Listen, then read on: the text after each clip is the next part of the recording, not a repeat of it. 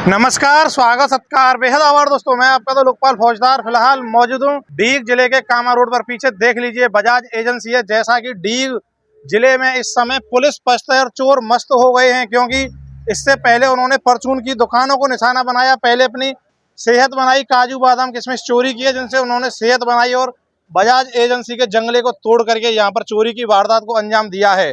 अब सवाल यह उठता है कि लगातार शहर में आए दिन चोरियां हो रही हैं, लेकिन पुलिस क्या कर रही है पता नहीं। आम जन में भी विश्वास है और साथ के साथ व्यापारियों में भी यही डर बैठ गया है कि भैया अब किसके भरोसे यहाँ व्यापार करें। बात कर लेते हैं। सर मेरा नाम सार्थक गोयल है। सार्थक जी, किस तरह से चोरी हुई है एक बार समझाइए। सर अपन तो सुबह 8:45 शोरूम खोलने का टाइम था, तो मैं घर से चाबी लेके चला। मैंने शोरूम खोला तो मुझे सामान उसका अस्त व्यस्त मिला। मैंने और ज़्यादा देखा तो उसमें लैपटॉप वगैरह फिर गायब मिली।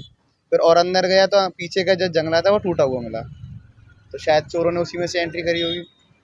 फिर हमने सामान की लिस्ट बनाई है, तो उसमें 2 लैपटॉप हैं, मोबाइल है, चार्जर हैं, कुछ गल्ले भी अपना बिखरा हुआ मिला था, तो उसमें पैसे थे वो भी गायब मिले हैं।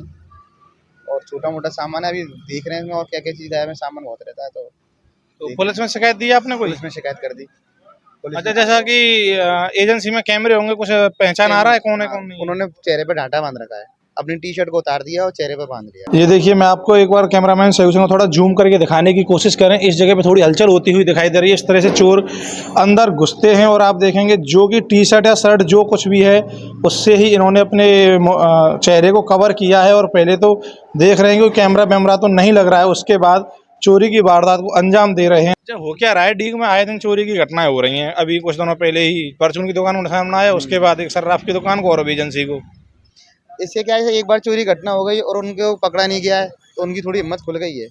तो अगर और भी नहीं पकड़ा गया इन लोग चोरों को भी, तो उनकी हिम्मत और खुलेगी, तो उसका खामियाजा बाजार को तो भुगतना पड़ेगा। अच्छा, फिर डर के साए में व्यापार किस तरह से कर रहे हैं? अब व्यापार तो करना है अपन को, अब वो डर के साए में हो चाहे वो खुले मन से हो।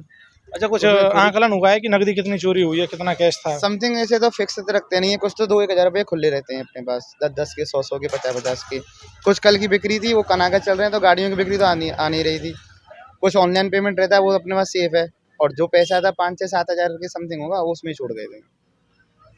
अब सोचिए दोस्तों, पुलिस आती है, अपना काम कर जाती है, लेकिन सवाल यही है कि भैया डीग जिला है, मुख्यालय बन चुका है और इस तरह की जो घटनाएं घट रही हैं, आखिरकार इन पर रोक किस तरह से लगेगी? क्योंकि ये हालात तो तब हैं जब यहाँ कैमरा इंस्टॉलेशन का कार्य चल रहा है। क्योंकि लगातार जो घटनाएं डीग में बढ़ती जा रही हैं, आम जनता में भी यही डर बैठता जा रहा है कि लोग अब डीग आने से भी कतराने लग गए हैं। तो कहीं ना कहीं ऐसी घटनाओं पर रोक लगे और जो लोग अपने बिजनेस के सहारे जीविकोपार्जन करते हैं, थोड़ा उन्हें राहत मिल सके। वीडियो को शेयर कीजिएगा। जय हिंद, जय भारत।